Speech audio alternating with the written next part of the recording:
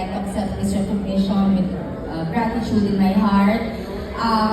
Just like athletes who strive for excellence, who strive for perseverance, who strive to always win and to be number one, those core values are deeply embedded, deeply woven into the DNA of the MVP group.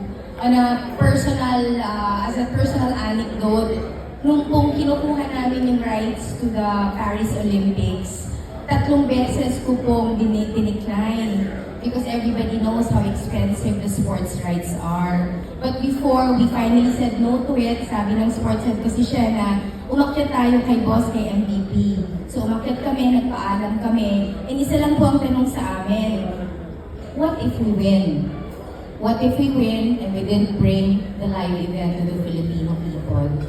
So within the next 30 minutes, tumawag po si MVP at Ricky Vargas trying to raise the money within the group. So marami pong salamat sa recognition na ito. Truly, truly appreciated po. Thank you very much, Angel Casas. Our shining light.